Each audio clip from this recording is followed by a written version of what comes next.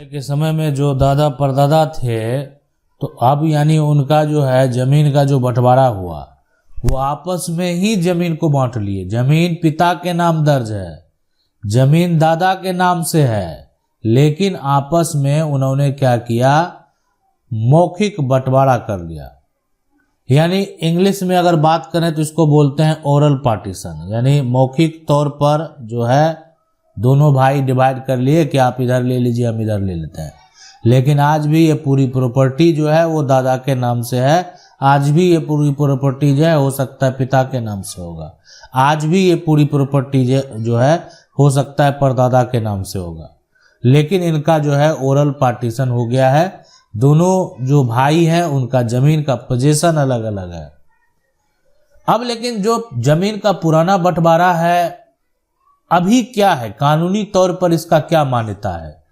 यानी पहले जो बंटवारा हुआ, बहुत पहले जो बंटवारा हुआ जिसको बोलते हैं मौखिक बंटवारा, जो दादा ने किया, परदादा ने किया, कानूनी तौर पर या आज अगर कोई मौखिक बंटवारा करता है तो कानूनी तौर पर उसका क्या मान्यता है ये आप जरूर जान लीजिए। क्या नया कानून कहता है ये भी आप जरूर जान लीजिए। अभी वर्तमान स्थिति क्या है देखें। सबसे पहले जो समझने वाली बात है, जानने वाली बात है और आपके हितों के लिए है कि अगर आपके पास कहीं भी जमीन है, थोड़ा सा भी, आपका चाचा से बंटवारा हुआ है, आपका दादा से बंटवारा हुआ है, या आपका किसी फरीक से बंटवारा हुआ है, या कोई परिवार का सदस्य है जिससे आपका संपत्ति का बंटवारा हुआ है, तो अगर वो बंटवारा मौखिक है तो मौखिक बंटवारा का जो यहाँ पर अगर देखा जाए कि कानूनी तौर पर मान लेते जो भी हुआ, ये कैसे हुआ कि पहले जो आप कह सकते जो बुजुर्ग लोग हैं वो बैठ जाते थे घर परिवार में, यानी एक तरह से कोई रिश्तेदार आ गए तो वो बुजुर्ग लोग क्या करते थे, सिर्फ बोलकर ये तुम्हारा, ये तुम्हारा है ना, ये टुकड़ा तुम्हारा, ये टुकड़ा तुम्हारा। यानी इस बुजुर्ग लोग जो बंटवारा किए वो किए बोलकर, ठीक है, बोलकर, इस बात को समझ लें।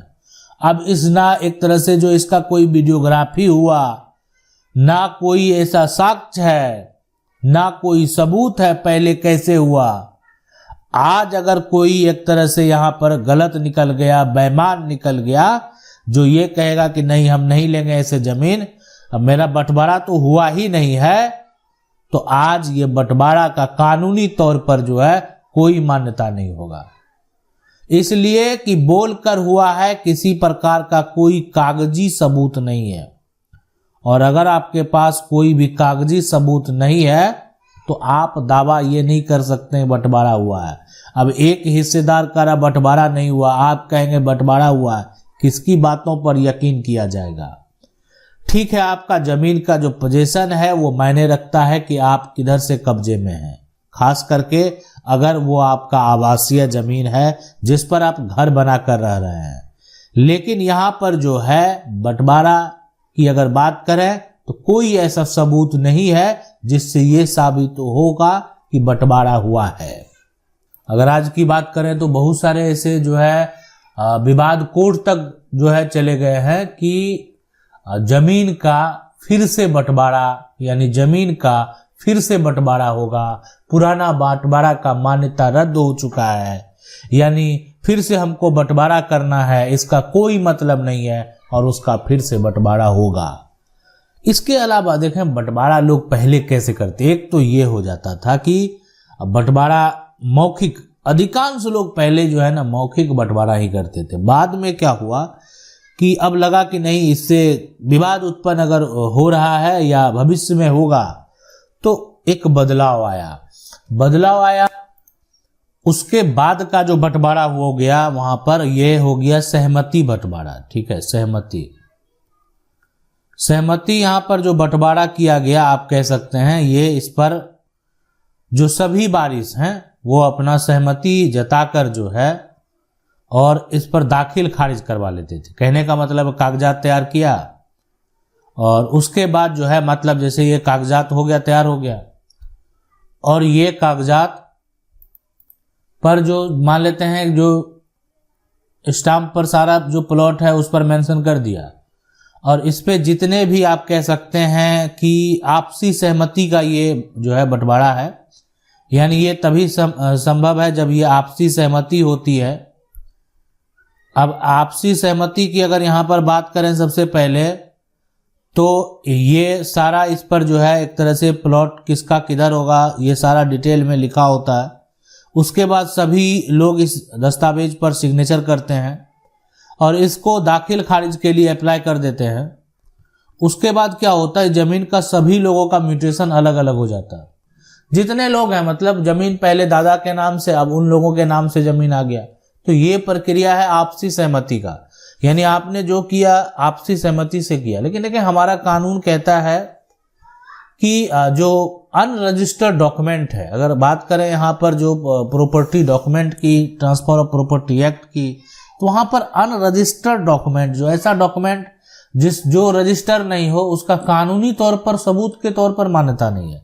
मतलब आप ऐसे कोई सबूत पेश नहीं कर सकते हैं या अपने दस्तावेज के आधार पर दावा नहीं कर सकते। सबसे बड़ी बात यह है कि आप एक डॉक्यूमेंट लेकर दावा नहीं कर सकते कि देखें हुआ है ना। ये आपका डॉक्यूमेंट मौखिक ही है, ये आपका डॉक्यूमेंट आपसी सहमति से हुआ है।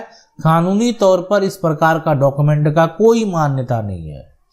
इसलिए आप ये नहीं कहें कि हुआ है, नहीं हुआ है।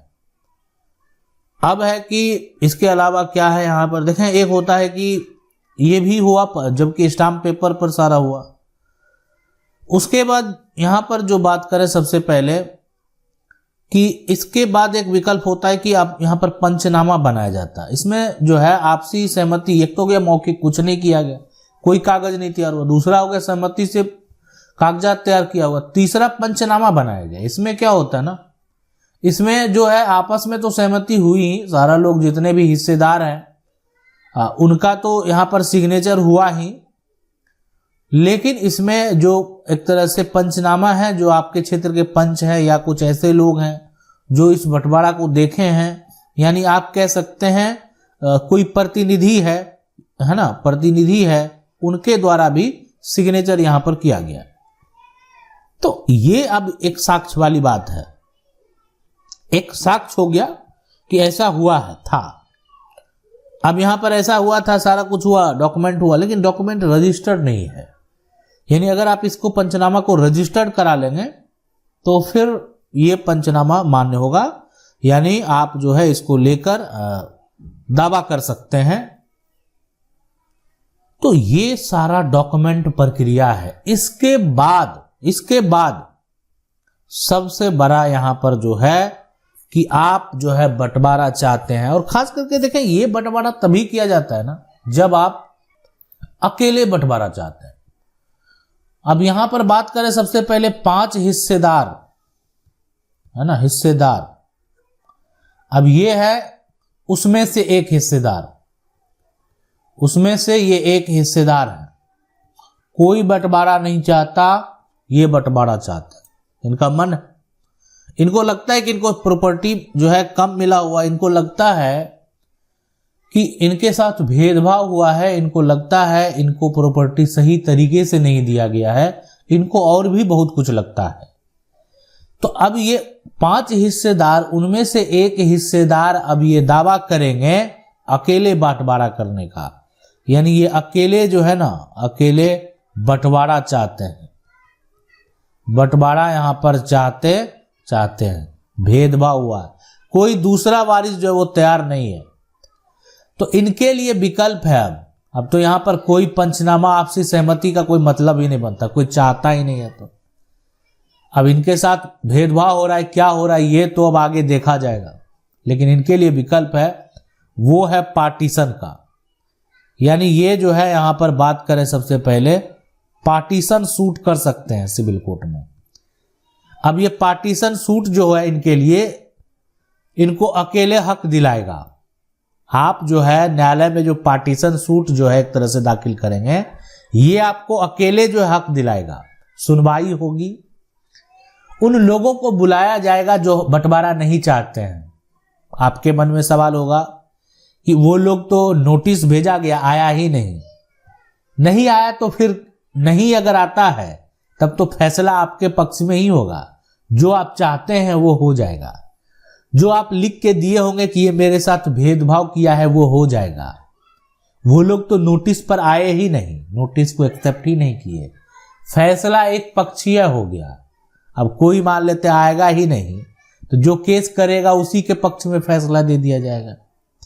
तो इसीलिए इस बात को आप समझ लें, ये जो है ना, ये उन लोगों के, उन हिस्सेदार का ताकत है जिनके साथ भेदभाव हुआ है। इसका जो है मान लेते कोई परेशान करना चाहता है हिस्सेदार को कि आओ हम तुमको कोर्ट में परेशान करेंगे, गलत इस्तेमाल भी करते हैं जो करना सही नहीं है।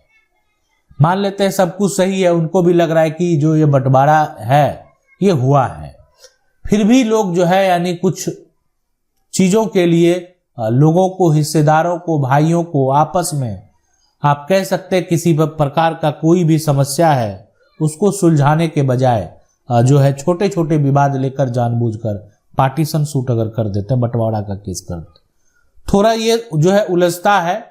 लेकिन गलत करेंगे अगर मान लेते हैं किसी पर अगर आप गलत आरोप लगा देंगे तो बाद में आपको भी समस्या हो सकता है। आपके लिए भी नियम बना है, आपके लिए भी कानून बना है। तो ये है पूरा प्रक्रिया। अगर आपके साथ भी किसी प्रकार का कोई समस्या है तो आप कानून की 99 का जो कमेंट बॉक्स है वहां पर अपना समस्या लिख सकते हैं। कानून की 99 को अगर पहली बार देख रहे हैं तो चैनल को सब्सक्राइब करके जो बेल आइकन है उसको जरूर दबा लें। मिलते हैं अगले वीडियो में, तब तक के लिए जय हिंद।